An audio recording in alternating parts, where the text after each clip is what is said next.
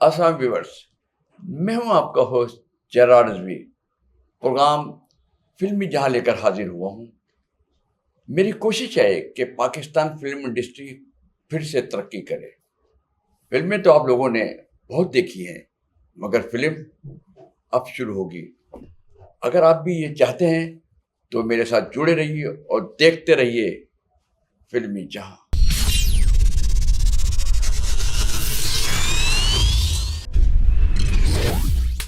السلام viewers, film اب business نہیں رہا، نہ آرٹ رہا۔ کبھی یہ آرٹ ہوتا تھا جب فلم سستی بنتی تھی اور پروڈیوسر کو پیسہ کما کر دیتے، جیسے یکے والی، سچی، دلہا بھٹی۔ یہ وہ فلمیں تھیں جن سے ایونیو، باری اسٹوڈیو، ایم اسٹوڈیو بنے۔ مولا جٹ کی کمائی سے پرنس سینما بنا۔ شباب کرانوی صاحب کی دو فلمیں، ایک فلم تھی آئینہ دیبا اور محمد علی صاحب کی، اور دوسری فلم تھی ان کی انسانیت، زیبا بھابھی اور وحید مراد صاحب کی اور طارق عزیز صاحب کی۔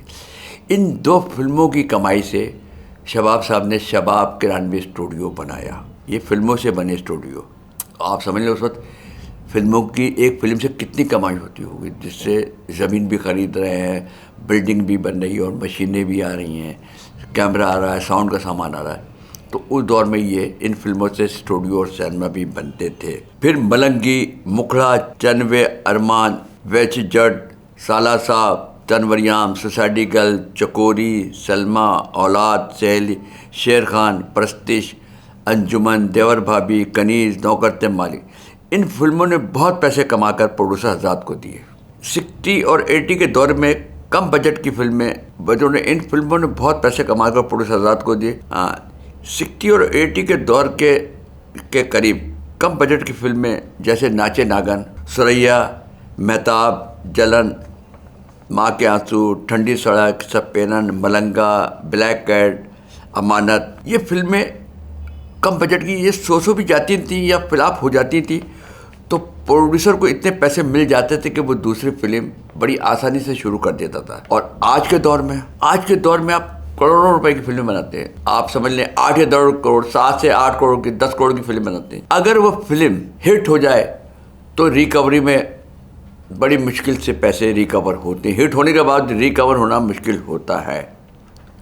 اگر فلاپ ہو جائے تو بیڑا غرق ہو جاتا ہے۔ اس لیے یہ جو دور چل رہا ہے، کم سے کم بجٹ کی اور مضبوط اسکرپٹ پہ اور مضبوط خوبصورت میوزک پہ، یعنی کہ اسکرپٹ بہت پاورفل ہو اور میوزک بہت اچھا ہو، کم بجٹ کی فلم بنائیں تو آج بھی آپ پیسہ کما سکتے ہیں۔ ان حالات میں جب کہ فلمیں دھڑا دھڑ، خاص کر لاہور لالی ووڈ کی جو فلمیں فلاپ ہو رہی ہیں، اس کے باوجود دو پروڈیوسر بڑے دل والے آئے۔ ویسے بھی ہم بچپن سے سنتے آ رہے ہیں، بچپن سے اپنے والدین، اپنے دوستوں سے، بڑوں سے سنتے آئے کہ فلم دل والا بناتا ہے یا مل والا بناتا ہے۔ تو اس وقت Pakistan film industry, lolly would, Lahore کی جو لالی ووڈ ہے، اس میں دو پروڈیوسر ایسے ہیں جو بہت دل والے ہیں۔ ایک کا نام ہے ملک مشتاق۔ انہوں نے الطاف حسین صاحب کو لے کے ایک فلم شروع کی تھی، تیرے پیار نو سلام۔ پھر وہ بیمار ہو گئے، فلم شروع نہیں کر سکے، تو انہوں نے شاہد رانا کو کہہ کے فلم کی شوٹنگیں شروع کروا دیں۔ 3-4 دن شوٹنگ ہوئی تھی تو الطاف حسین صاحب کا انتقال ہو گیا۔ پھر شاہد رانا صاحب نے اس کا کافی کام کیا، وہ 40-50% فلم بنی ہوئی ہے۔ تو انہی دنوں میں شاہد رانا صاحب کی فلم عشق لاہور بن رہی تھی، جس کی وجہ سے وہ فلم ڈیلے ہو رہی تھی، تیرے پیار نو سلام۔ تو اس نے ملک مشتاق جو پروڈیوسر تھے، انہوں نے دوسری فلم جاوید رضا کو لے کے شروع کر لی، لمبی جدائی۔ جاوید رضا اچھے ڈائریکٹر، برے ڈائریکٹر نہیں، مگر ان کی سلیکشن اسکرپٹ کی جو ہے وہ غلطی ان سے ہوگی، پرانا اسکرپٹ لے لیا۔ اچھا، آج کے دور میں اگر اسکرپٹ بناتے، اس میں پروڈیوسر کی غلطی ہے کہ پروڈیوسر کو چاہیے تھا کہ اسکرپٹ آج کے دور کے حساب سے لیتے۔ بہرحال فلم فلاپ ہو گئی، جس سے نقصان پروڈیوسر کے پاس تو پیسہ آ ہی جاتا ہے، اصل میں ڈائریکٹر کو نقصان ہوتا ہے، ڈائریکٹر کا کیریئر خراب ہوتا ہے۔ بہرحال ہماری دعا ہے جاوید رضا صاحب کو کوئی اور بڑا پروڈیوسر آئے اور اچھی فلم کرائے ان سے۔ بہرحال اب فلم فلاپ ہو گئی، اس کے باوجود ملک مشتاق صاحب نے ندیم چیمہ کو لے کے ایک نئی فلم شروع کی، اس کا نام ہے لو اینڈ وار۔ اس میں بھی ہیروئن وہی ہیں، مسرت ملتانی صاحبہ کی صاحبزادی جو لمبی جدائی کی ہیروئن تھی، تیرے پیار نو سلام میں بھی ہیروئن تھی، ان کا نام ہے سبیکا۔ فلم گھریلو نام ان کا ہے فیضا مرزا، مگر فلمی نام ان کا ہے سبیکا۔ اور اب سبیکا ندیم چیمہ اور ملک مشتاق صاحب کی فلم لو اینڈ وار کر رہی ہے، اس کی ہیروئن ان کا ہیرو شہباز ہے جو دوڑ فلم میں ندیم چیمہ صاحب کی آیا تھا.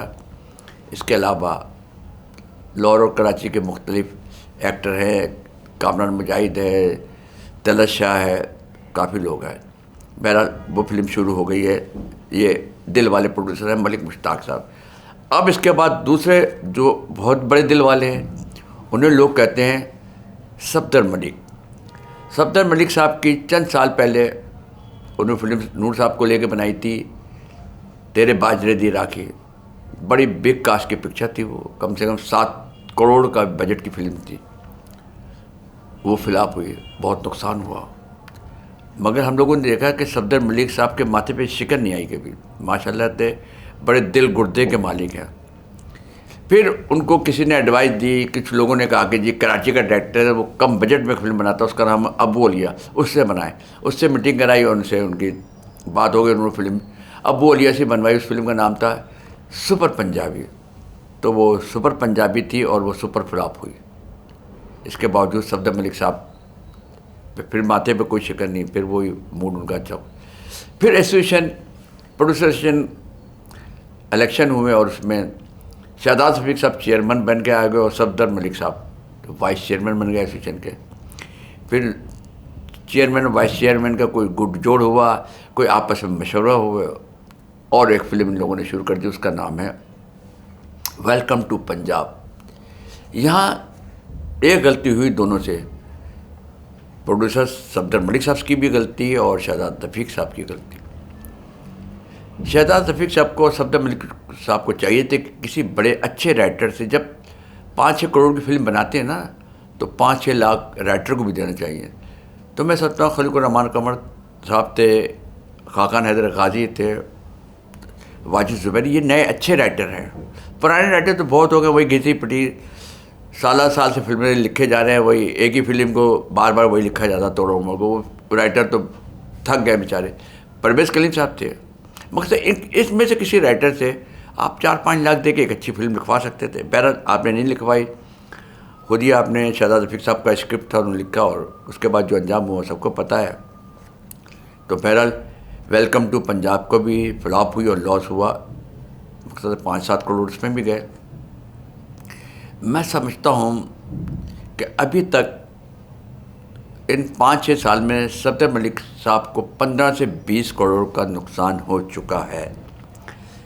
اس کے باوجود ان کا دل و گردہ دیکھیں. کبھی آپ نے ماتھے پہ شکن نہیں دیکھی ہوئی، ہونٹوں پہ جب ملتے مسکراہٹ ہوتی ہے. میں اکثر کہتا ہوں کہ دنیا کا وہ بہت ہی کنجوس انسان ہوتا ہے جو کسی کو مسکرا کے مل بھی نہ سکے. مگر آپ دیکھیں کہ صفدر ملک صاحب کا نقصان پہ نقصان ہو رہا، مگر نہ تو ان کے ماتھے پہ شکن آئی ہے، نہ کبھی یہ ہوا کہ وہ مسکرائیں. جب ملیں گے مسکرا کے ملتے ہیں، بڑی خوش دلی سے ملتے ہیں اور آج بھی مل رہے ہیں.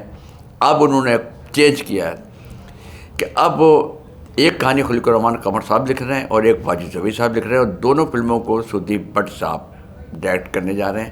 اس کے علاوہ شاید 1-2 کراچی سے ڈائریکٹر کو لے کے بھی فلم بنانے کی وہ کوشش میں ہے کہ کراچی سے بھی 1-2 ڈائریکٹروں کو لیا جائے. بہرحال چاہے صفدر ملک صاحب ہوں یا ملک مشتاق صاحب ہوں، دونوں کو میرا مشورہ، دونوں کو نہیں بلکہ پاکستان کے ہر پروڈیوسر کو میرا مشورہ ہے کہ پروڈیوسر کو سینس ہونی چاہیے تھوڑی سی اسکرپٹ کی اور میوزک کی. کیونکہ آپ نے اچھا سبجیکٹ لینا ہے اور اچھا میوزک لینا ہے تو آپ کی فلم چلے گی. ڈائریکٹر آپ چاہے کراچی کا لیں چاہے لاہور کا لیں، یہ الگ بات ہے، آپ کی انڈرسٹینڈنگ ہے، جس کو بھی چاہے لے لیں. مگر پروڈیوسر کو سبجیکٹ کی اور میوزک کی سینس ضرور ہونی چاہیے. اگر یہ سینس ہوگی تو فلم اچھی بنے گی، ورنہ نہیں بنے گی. ورنہ فلم فلاپ ہوتی تو سارا ملبہ ڈائریکٹر پہ جاتا ہے. میں سمجھتا ہوں ڈائریکٹر کا سب قصور نہیں ہوتا ہے، اس میں زیادہ پروڈیوسر کا ہوتا ہے. ہاں پروڈیوسر کے ساتھ یہ ہے کہ ڈائریکٹر کی ایسوسیشن ہوتی ہے، دونوں مل کے اسکرپٹ کو فائنل کریں اور دونوں ہی میوزک کو فائنل کریں. مقصد ڈائریکٹر کے ساتھ پروڈیوسر کو بھی اسکرپٹ اور میوزک کی سینس ہونی چاہیے.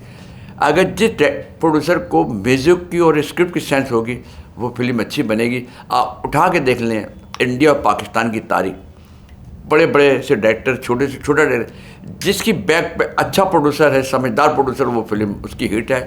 اور جہاں سمجھدار پروڈیوسر نہیں ہے، جس کو سینس نہیں ہے فلم کی کہانی کی سمجھ، وہ فلم فلاپ ہے.